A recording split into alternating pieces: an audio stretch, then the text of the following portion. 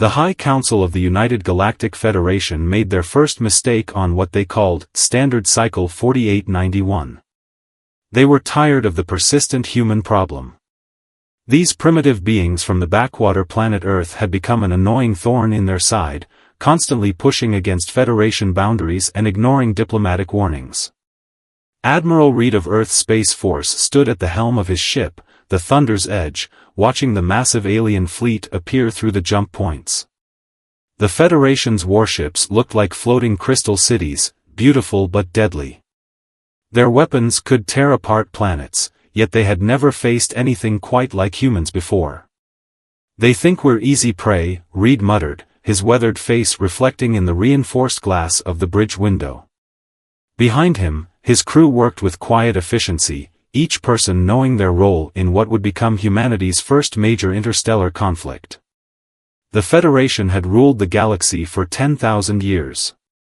Their technology was superior, their numbers vast, and their confidence absolute. They had crushed hundreds of rising civilizations that dared to challenge their authority. Humans were just another species that needed to be put in their place. But there was something the Federation didn't understand about humans. While other species evolved through peaceful cooperation, Earth's history was written in blood and fire. Every human advancement, from the first stone tools to faster-than-light travel, came from the need to survive, to fight, to win. "All ships, battle formation Delta," Reed commanded, his voice steady despite the odds against them. The human fleet was smaller, their ships were less advanced, but they had something the Federation couldn't comprehend: the inherited knowledge of countless wars, the ability to adapt, and the sheer stubborn refusal to submit. The Federation commander, from his crystal palace of a flagship, sent the standard warning: "Surrender now, and your species will be preserved in designated reservations. Resist, and face extinction." It was the same message they had given to every other race they had conquered. Reed's response was simple: "Come and try." What followed would change the galaxy forever. The human ships didn't fight like the Federation expected. They didn't follow the established rules of space combat. They fought dirty. They fought smart. They fought like humans always had, like their survival depended on it, because it did. The first battle lasted just 6 hours. When it was over, the Federation had lost 30 ships to humanity's 8. The crystal cities burned in space, their elegant designs proving surprisingly vulnerable to human tactics that prioritized function over form. As Reed watched the Federation fleet retreat through their jump points, he knew this was just the beginning. The Federation would return with more ships, better strategies, and a newfound respect for human warfare. But that's exactly what he was counting on. Because the one thing the Federation didn't realize was that humans never fought better than when they were underestimated. The message he sent to Earth Command was brief: "First contact protocol successful. The Federation has taken the bait. Operation Awakening is in effect." In their arrogance, the United Galactic Federation had made a crucial mistake. They had given humans a reason to fight, and in doing so, they had unknowingly awakened a species that had turned warfare into an art form. The galaxy would never be the same. The Federation's Grand Council chamber erupted in chaos. The massive holographic display showed the destruction of their first assault fleet, and the ancient aliens couldn't comprehend their failure. Council leader Brooks, their human observer for the past 20 years, watched with carefully hidden satisfaction. "Impossible," shouted First Speaker Mason of the Federation. His crystalline skin flickered with patterns of distress. "Our ships were superior in every way. We had them outnumbered 3-1. Brooks cleared his throat softly. "If I may speak, Honorable Council?" The chamber fell silent. The Federation had always considered Brooks a primitive curiosity, a token representative of a lesser species. Now, they hung on his every word. "You see," Brooks began, his weathered face betraying no emotion, "humans have a saying: the greatest trick the devil ever pulled was convincing the world he didn't exist. For 30 years, we've let you believe we were barely holding our civilization together. That our ships were primitive, our technology backwards, our military disorganized. The council members shifted uncomfortably in their floating chairs. Brooks continued, each word dropping like a stone into still water. While you watched our civilian fleet, counted our public shipyards, and dismissed us as harmless, humanity was preparing. Deep in the asteroid belts, inside hollow moons, beneath the seas of 100 worlds, we built. We planned. We waited. Meanwhile, at the edge of human space, Admiral Reed's fleet regrouped at Station Dark Winter, a massive military installation that had never appeared on any Federation scan. The station had been built inside a quantum bubble, a piece of human technology the Federation had deemed theoretically impossible. Status report, Reed commanded, standing in the station's war room surrounded by holographic displays of the entire sector. Commander Wilson stepped forward, her tactical overlay glowing with data. Operation Awakening proceeding as planned, sir. The Federation took heavy losses in the first engagement. Our primitive quantum torpedoes completely bypassed their shields, they never saw it coming. Reed nodded. The Federation's overconfidence had been their greatest weapon. For decades, humans had fed them carefully crafted intelligence, showing them exactly what they wanted to see, a struggling species barely worthy of notice. Phase 2 begins in 6 hours, Reed announced. Send word to all hidden fleets. Operation Ghost Protocol is now active. Across human space, secret installations hummed to life. Ships emerged from their quantum bubbles, each one carrying weapons specifically designed to counter Federation technology. The real human fleet was 5 times larger than what the Federation had documented.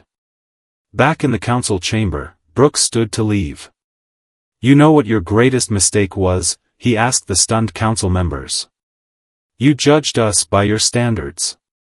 You evolved through peace, so you assumed all advanced species must do the same. But humans? We evolved through conflict. Every step of our advancement came from the need to survive, to fight, to win. And now, thanks to your arrogance, we have the perfect opportunity to show you exactly what humanity can do. As Brooks walked out of the chamber, alarms began blaring throughout the Federation capital. On every screen, reports flooded in of human fleets appearing from nowhere, striking critical installations with surgical precision. The Federation had wanted to teach humanity a lesson. Instead, they were about to learn one themselves: never give a species that has perfected the art of war a reason to fight. In the darkness of space, Admiral Reed watched as Phase 2 began. Send the message to all commands, he ordered. The Ghost Fleet awakens. Show them why humanity was never the prey, we were always the predator. The real war was about to begin, and the galaxy would never be the same. The Federation's most secure military database exploded with alerts as their entire defense network began to crumble. In the central command bunker, deep beneath the crystalline towers of their capital world, the military leadership watched in horror as system after system fell dark. It's impossible, General Stone of the Federation forces whispered, his crystalline form dimming with despair. They've breached protocols that took us millennia to develop. How? The answer came in the form of a message that flashed across every screen in Federation space. The face belonged to Dr. Miller, the human scientist who had spent the last 15 years working as a junior researcher in the Federation's premier technology division. I apologize for the deception, Miller said, her gentle smile a sharp contrast to the havoc she had just unleashed. While you were busy teaching me your basic technology, I was teaching your systems to trust human code. You never questioned why a primitive human would want to learn about your superior systems. That was your second mistake. Admiral Reed stood on the bridge of his flagship, watching the tactical display as hundreds of Federation defense platforms turned against their masters. Begin Phase 3, he ordered. All Ghost fleets, commence Operation Shadow Fall. Across Federation space, the true extent of human infiltration became clear. Maintenance workers, diplomatic aides, merchant traders, thousands of humans who had seemed like simple laborers revealed themselves as highly trained military operatives. Each had spent years placing quantum-locked storage units in key locations throughout Federation territory. These units now opened, releasing swarms of advanced combat drones that humans had supposedly been too primitive to develop. The Federation's mighty empire, built over 10,000 years, faced an enemy that had been hiding in plain sight all along. In a secure bunker on Earth, the Human War Council gathered. Admiral Reed's hologram stood at the center of the room, addressing the leaders of humanity's true military force. The Federation made 3 critical errors in their assessment of humanity, Reed explained, pointing to the tactical display. First, they assumed technological superiority meant tactical superiority. Second, they believed their own propaganda about human primitiveness. And third, most importantly, they failed to understand that humans have been practicing the art of war since we first picked up stones as weapons. Commander Wilson's voice came through the comm system. "Sir, Ghost Fleet Beta reports successful deployment of quantum disruptors. Federation faster-than-light travel capabilities are now reduced to 30% efficiency in the targeted sectors." The human leaders nodded in satisfaction. Their plan, decades in the making, was unfolding perfectly. While the Federation had watched humanity's public space program stumble and struggle, the real advances had happened in secret. Every apparent human weakness had been carefully crafted to lull the Federation into a false sense of security. Back in Federation space, Dr. Miller walked through the halls of the main research facility, past panicking Federation scientists. She reached the central core, where she had spent years pretending to learn the basics of Federation technology while actually planting the seeds of their destruction. The funny thing about humans, she broadcast across all Federation frequencies, is that we learned long ago that the best way to win a war is to make your enemy think they've already won. You taught us your technology, thinking we could barely understand it. We acted amazed by things we had secretly mastered centuries ago. In orbit above the Federation capital, Admiral Reed's fleet emerged from quantum bubbles, their weapons primed. The Federation's mighty defensive fleet lay scattered and disabled, victims of their own overconfidence. "Final phase," Reed commanded. "Show them what humanity can really do." The Federation was about to learn the hardest lesson of all. In their eagerness to prove their superiority, they had armed and trained their own destruction. The war they had started would end very differently than they had imagined. The Federation's last resort was about to become humanity's greatest advantage. In their desperation, the Council activated the Eternal Fleet, ancient warships so powerful they had been sealed away for thousands of years, deemed too dangerous to use. "Release the Eternal Fleet." First Speaker Mason commanded, his crystalline form pulsing with desperate hope. "Show these humans the true might of the Federation." Deep in forbidden space, massive structures that had slept for millennia rumbled to life. The Eternal Fleet emerged from its long slumber, 1,000 ships of incomprehensible power. Each vessel could destroy a star, each weapon could shatter planets. But Admiral Reed simply smiled when the reports came in. "Right on schedule," he said, turning to his bridge crew.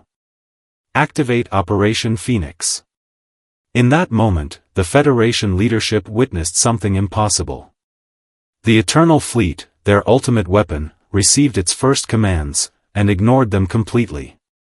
Instead, the ancient ships moved to surround the Federation capital. Dr. Miller's face appeared on their screens again. "Did you really think we spent 15 years studying only your current technology? While you were watching us stumble with basic engineering, our best minds were deep in your archives, learning about the Eternal Fleet. We didn't just crack their control codes, we rewrote them." The truth hit the Federation Council like a physical blow. The humans hadn't just infiltrated their current systems, they had prepared for this exact moment, knowing the Federation would eventually turn to their most powerful weapons in desperation. At Earth's secret military command, Commander Wilson reviewed the tactical display with satisfaction. "All Federation emergency protocols are proceeding exactly as predicted," she reported. "They're following the playbook we wrote for them 30 years ago. The Federation's military doctrine, their response patterns, their escalation protocols, humans had spent decades studying them all, feeding the Federation exactly the right provocations to make them react in predictable ways. Each Federation countermove had been anticipated, planned for, and turned into a trap. Send in the harvesters," Reed ordered. Across Federation space, another secret of humanity's true technological capability revealed itself.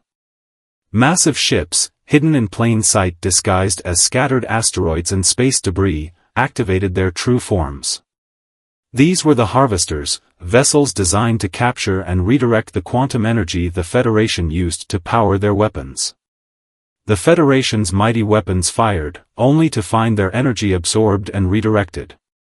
Each shot they took made the human fleet stronger, their shields more powerful, their counterattacks more devastating. "You see," Brooks broadcast from his ship as he watched the Eternal Fleet turn against its makers, "humans have a unique perspective on warfare. We don't just prepare for the battle today, we prepare for every possible battle that might come tomorrow. While you watched our present, we were busy stealing your future." In the Federation Council chamber, now surrounded by human forces, First Speaker Mason finally understood. You let us think we were winning. All these years. Every time you dismissed us as primitive," Reed responded, his hologram now standing in the center of the council chamber, "we learned more about you. Every time you showed us your basic technology, we found ways to surpass it. Every time you thought you were teaching us, we were actually teaching you to underestimate humanity." The Federation's greatest weapons were now turned against them, their mighty Eternal Fleet under human control, their defense systems compromised, and their leadership surrounded. But Admiral Reed knew this was just the beginning. "Initiate final protocol," he commanded. "Show them what happens when you give humans not just a reason to fight, but time to prepare." The galaxy was about to witness the full extent of humanity's preparation, and the Federation would learn that their greatest mistake wasn't starting this war, it was giving humans time to get ready for it. The Federation's last desperate gambit came not from their military leadership, but from their scientists. Deep within their most secret research facility, they activated the Nexus Protocol, a dangerous technology they had abandoned centuries ago due to its unpredictable nature. "If we can't control our space," General Stone declared, his crystalline form now cracked with stress, "we'll tear it apart entirely." The Nexus Protocol began its work, creating artificial wormholes throughout Federation space. Their plan was simple: destabilize the fabric of spacetime itself, making tactical fleet movements impossible. If they couldn't win, they would ensure no one could fight at all. But Admiral Reed's face showed no concern when the reports came in. Instead, he pressed a simple button on his command chair. Execute Operation Darkness. Across the battlefield, human ships suddenly transformed. Their hulls, which had appeared solid, revealed themselves to be layered with quantum phase technology. As space itself began to twist and tear, the human fleet simply shifted into a different phase of reality. Dr. Miller's voice echoed through Federation communications once again. "Did you think we didn't know about the Nexus Protocol? We found those records years ago. Every primitive, human ship you've seen for the past decade was built specifically to counter it." In Earth's hidden command center, Commander Wilson watched the tactical displays with grim satisfaction. "All ships report successful phase shift. The Federation's wormhole attacks are passing through our fleet harmlessly." But the true horror for the Federation was yet to come. As their desperate attack continued to tear space apart, they realized too late that the human fleet wasn't just surviving, it was hurting the destructive wormholes toward specific targets. "You see," Brooks explained, his hologram now appearing in every Federation command center, "humans learned something important from studying your history. You abandoned the Nexus Protocol because you couldn't control it. We spent 20 years figuring out how to not control it, but direct it. The artificial wormholes, guided by human phase shift technology, began consuming Federation defensive installations one by one. Each tear in spacetime was carefully maneuvered to strike at the heart of Federation military power, while human ships remained untouched in their quantum-shifted state. Admiral Reed stood on his bridge, watching the Federation's last desperate attack become their final undoing. Sometimes, he mused, the greatest victory comes not from what you do to your enemy, but from what they do to themselves. In the Federation Council chamber, now lit by the eerie glow of nearby spatial distortions, First Speaker Mason finally broke. "Stop," he cried out. "We surrender. Just, tell us how. Tell us how you did all this." Reed's hologram appeared before the Council one last time. "We did it by understanding something you never could. You see, the Federation builds technology to demonstrate their power. Humans? We build technology because we're afraid of being powerless. Every advance we make comes from the need to survive, to protect, to overcome. You showed us your might, thinking it would cow us. Instead, it just showed us exactly what we needed to prepare for." The Nexus Protocol finally burned itself out, leaving Federation space in ruins while the human fleet remained intact. The once mighty Empire had fallen not to superior force, but to their own arrogance, weaponized and turned against them by human ingenuity. "Commence final occupation protocols," Reed ordered. "And send word to Earth, Operation Awakening is complete. The galaxy is ready for humanity's true emergence." As human ships emerged from their phase-shifted state to secure Federation territories, the greatest irony became clear. In trying to put humanity in its place, the Federation had only succeeded in losing their own. The species they had dismissed as primitive now held the power to reshape the galaxy. 1 week after the Federation's surrender, Admiral Reed stood in the rebuilt Council chamber. The crystalline walls, once symbols of Federation power, now displayed holographic images of Earth's history, not the sanitized version the Federation had been shown, but humanity's true journey through fire and steel. "Before we discuss terms," Reed announced to the assembled Federation leaders, "there's something you need to understand about humans. Something that might help explain why your approach to us was so catastrophically wrong." The holographic displays shifted, showing scenes from Earth's past, ancient battles, world wars, cold wars, and finally, the space age. But instead of focusing on the conflicts themselves, the images highlighted what came after each one, the innovations, the advancements, the lessons learned. "You see," Dr. Miller explained, stepping forward, "humans don't just fight wars. We learn from them. Each conflict taught us something new about strategy, about technology, about ourselves. While you were building an empire through overwhelming force, we were building a civilization that could adapt to any threat." Commander Wilson activated another hologram, showing the true extent of human preparation. Hidden shipyards in dimensional pockets, research facilities phased between realities, and training grounds disguised as dead worlds, all operating for decades while the Federation watched Earth's apparent struggle with basic space flight. "Your greatest mistake wasn't giving us a chance at war," Brooks added, his voice echoing through the chamber. "It was assuming that we would fight the way you did. You expected us to throw our forces against yours in direct confrontation, measuring strength against strength." The displays showed how humanity had inserted itself into every level of Federation society. Human laborers who were actually elite commandos, merchant ships that were secretly mapping Federation space, diplomatic missions that gathered intelligence while appearing to bumble through basic negotiations. "But humans," Reed continued, "we don't fight with just our weapons. We fight with our minds. Every human you dismissed as primitive was gathering data. Every time you showed us your superior technology, we were finding its flaws. Every time you let us into your space, thinking us harmless, we were preparing the battlefield." First Speaker Mason, his crystalline form still bearing cracks from the recent conflict, finally spoke. What happens now?" Will you destroy us as we would have destroyed you? Reed's response surprised the Federation leaders. He smiled and pressed a button on his command pad. The holographic displays shifted again, showing new images, human medical ships providing aid to damaged Federation worlds, engineering teams helping rebuild vital infrastructure, and human scientists working alongside their Federation counterparts. That's another thing you need to understand about humans, Reed explained. We're not just good at warfare, we're good at peace, too. But only when we're sure we won't be threatened again. Dr. Miller stepped forward, addressing her former Federation colleagues. We're not here to destroy you.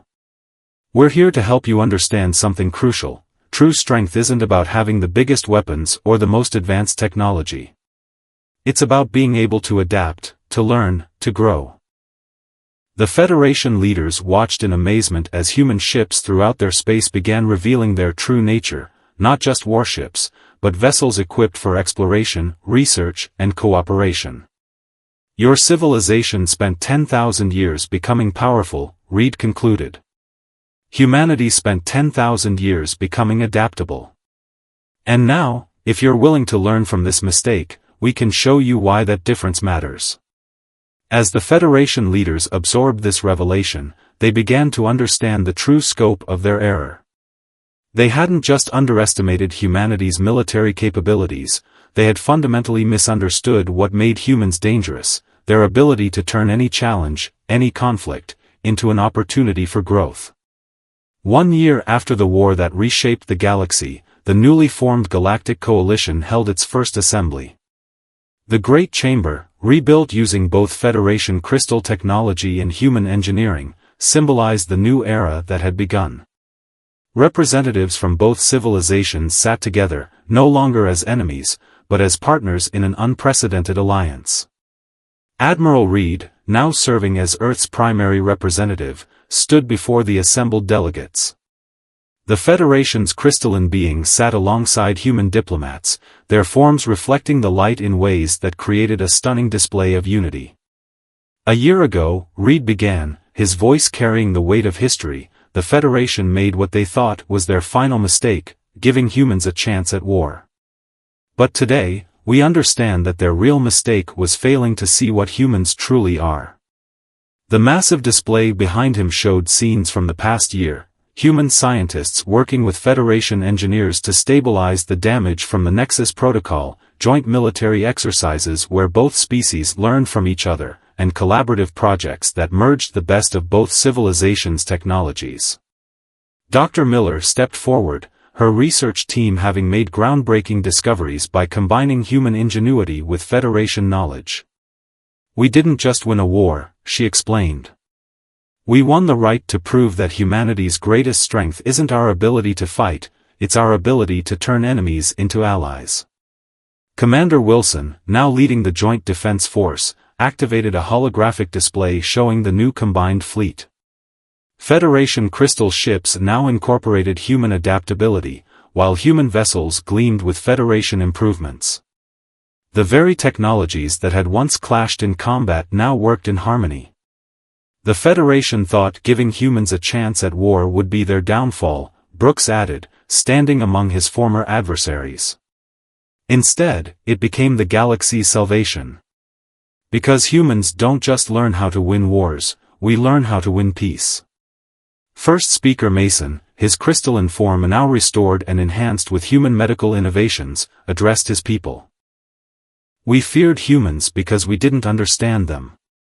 We saw their warlike nature as a threat, never realizing it was part of something greater, an unrelenting drive to improve, to adapt, to evolve. The assembly watched as new data streamed across the displays, charts showing unprecedented technological advancement, maps revealing joint exploration initiatives, and statistics demonstrating economic growth that benefited both civilizations. But the greatest lesson, Reed continued, wasn't taught during the war. It was taught after. When we had won, when we had all the power, we chose to help rebuild. Because that's another thing about humans, we understand that true victory isn't about destroying your enemy. It's about creating something better than what existed before. The chamber erupted in applause as Reed activated one final display, plans for the first joint Human Federation Academy, where future generations would learn not just about warfare and technology, but about cooperation, adaptation, and growth. So yes, Reed concluded, giving humans a chance at war was a galactic mistake, but only because it was unnecessary. All anyone needed to do was give us a chance to prove that we could be more than warriors. We could be teachers, allies, friends. As the assembly concluded, the newly unified fleet performed a ceremonial flyby. The ships, once built for war, now served as symbols of peace. Their combined technologies represented not just military power, but the potential of cooperation between different species. The galaxy will remember this, Dr. Miller observed, watching the display. Not as the time humans won a war, but as the moment two civilizations learned that their differences could make them stronger together. And so, the Federation's greatest mistake became the galaxy's greatest opportunity.